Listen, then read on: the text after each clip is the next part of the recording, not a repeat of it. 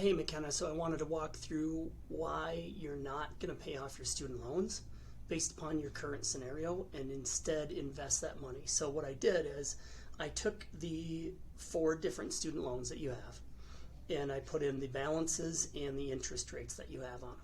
So this is important for 2 reasons. Number 1 is the money that you're going to be receiving that is going to automatically go towards student loans, you're going to be able to direct to one of these 4, and the first loan that you're going to want to pay off is going to be obviously this group AD because it's your highest interest rate loan.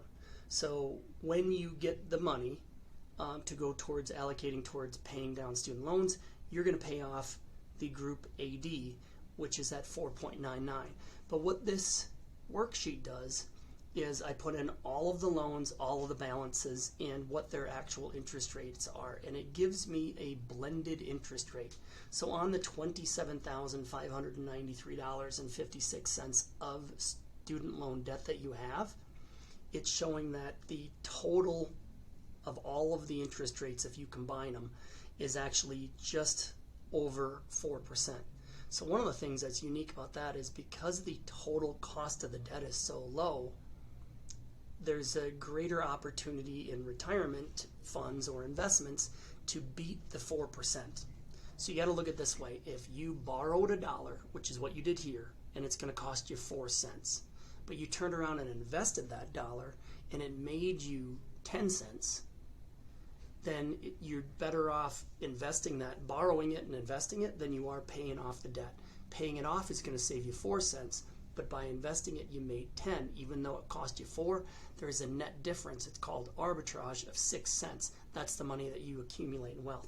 So in looking at that, let's take a look at this. So what this is I put in your 27,000, I put in the interest rate, and let's say you're going to pay it off in a matter of 15 years, you'd mentioned, is about what it's going to take.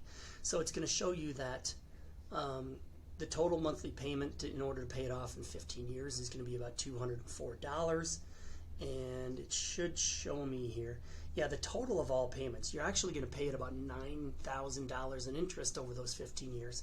So the total of everything is going to be $36,769.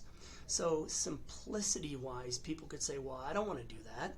I don't want this money to cost me $9,000. So let me show you this then. What I did is I took the money and I threw it into an investment return calculator, put in the same 15-year time frame, and I picked an interest rate return of 8%. Now the reason I did that is we can look at what the Standard & Poor's 500 index is. It was actually 12.6. We can look at different rates of return, 10.7. They show the lowest 12-month year-over-year return back in 2008 with the big crash was actually negative. So just using an average, we can use whatever. We can use 8%, we can use 7%, we can use whatever. So I used 8, we can even change it down to 7. We've got your initial investment. Let's say you've got the $27,594 instead of paying it off, right? And you're going to kick in $150 a month on this because instead of you paying towards your student loans, you've got an extra $150 you can add to this retirement account. Okay, if you were to do this, and we'll leave inflation rate at 3%, the government's trying to get it down to 2, but it was as high as 9. I'm just going to pick a 3% return, and tax rate 0 currently, just simply because you don't have a lot of taxes that you're paying as a young professional just getting started. So when we look at this, here's what it's showing us. So that whole idea, if I can borrow $1 at the cost of 4 cents and I can put it in an account even making 7 cents, there's an arbitrage of 3. What does that do for your total investment at the end of 15 years? So on the student loan side, 15 years the loans are paid off. On the investment side, after 15 years, putting it this way, you end up with $132,208 in the bucket that is, so by now the student loans are paid off based upon the current plan that you had in action, and by putting the money into the retirement you end up with $132,208. Even if you, and that's at a 7% rate of return, get with a finance person and figure out what it's going to be.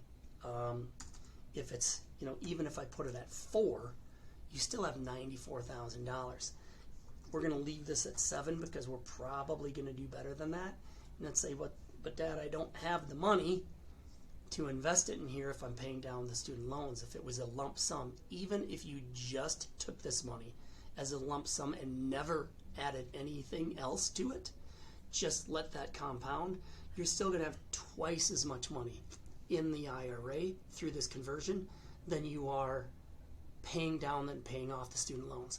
So the question becomes, do you want to pay off the student loans with the money and save $9,000, or do you want to invest that money into an IRA and double up, triple up on that money over the same period of time? I hope this makes sense. Just wanted to show you, this is one of those affluentology things that I share with my clients. Just wanted to show it to you with the real numbers, looking at your opportunity to increase your own wealth by not paying off the student loans.